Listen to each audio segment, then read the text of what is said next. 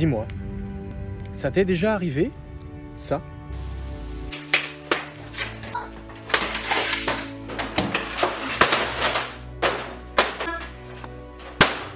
Ou encore, ça? Alors là, je t'en promets une deuxième, quoi. Ou peut-être ça? Non, pourquoi il est bandit? C'est comme ça, il vient. C'est pas normal. C'est comme ça. C'est comme ça qu'il vient. C'est comme ça. Aujourd'hui, oui. Ouais, tu es foutu. Espèce. Ça fait mal. Hein. Pour ma part, je l'ai déjà vécu. Peux-tu me dire ce que tu as ressenti? De la douleur? De la trahison? Peut-être que tu as eu beaucoup d'amertume. Peut-être que tu t'en es voulu. Peut-être que tu as un comportement que tu as regretté. Peut-être que les choses ont évolué, et elles ont forcément évolué. Vers le mieux, vers le pire. Là, tu regardes ta vie et tu te poses des questions en te disant comment on en est arrivé là?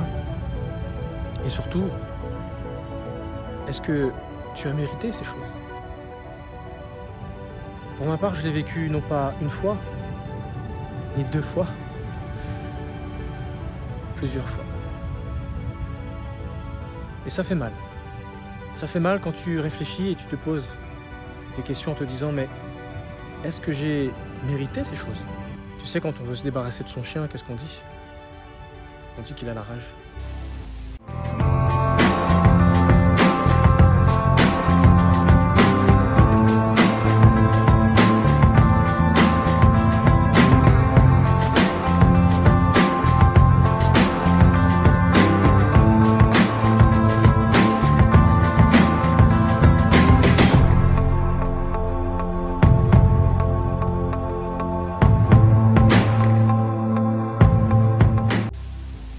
En analysant ma situation, je me suis rendu compte qu'en fait, j'avais agi et réagi d'une façon qui a sauvé mon identité, ma personne profonde.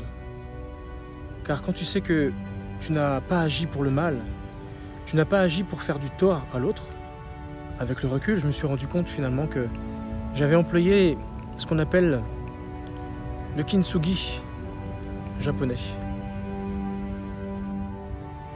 L'art de la résilience.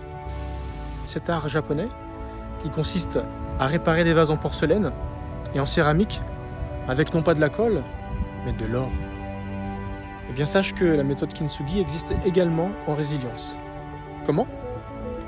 Plutôt que de réparer ton couple qui est au bord de la rupture avec de la colle, c'est-à-dire avec des reproches, des attentes et des ultimatums, répare-le plutôt avec des matières nobles, telles que l'or, l'argent, le bronze, le topaze, l'émeraude, le jaspe, le saphir, le diamant, tout ce qui a de la valeur à tes yeux, tel que l'amour, le pardon, la repentance, la bienveillance, la patience.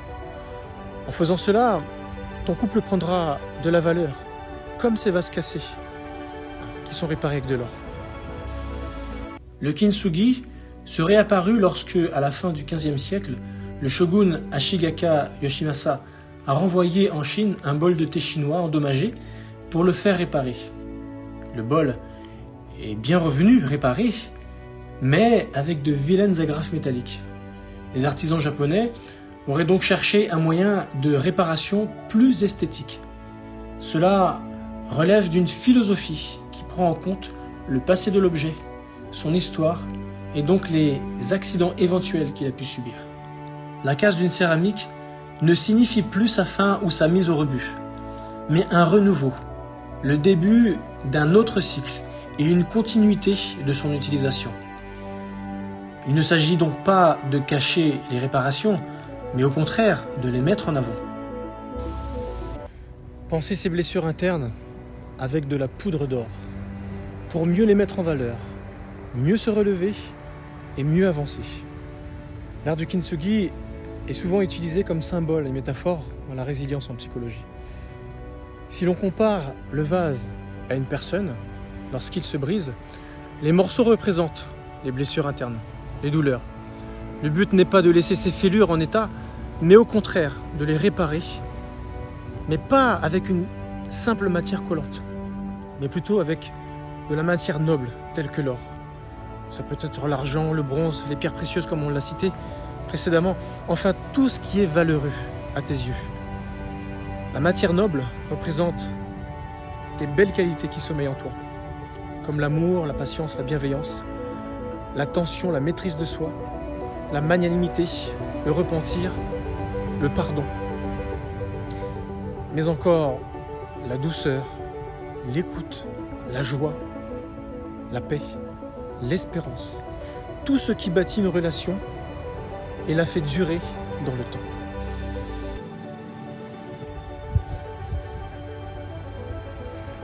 Pour ma part, j'ai utilisé cette méthode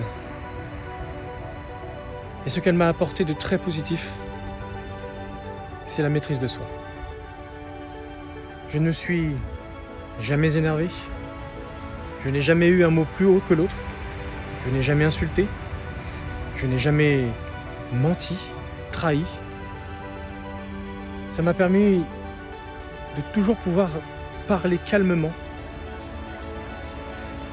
sur de bonnes bases, en essayant de trouver des solutions. Le but n'est pas de reconstruire, mais d'embellir. Oui, bâtir sur ces blessures permet d'améliorer une situation et ainsi la rendre plus forte qu'avant. Ne sois surtout pas trop avare pour utiliser ce que tu as de meilleur en toi. N'empêche jamais ta main de faire le bien.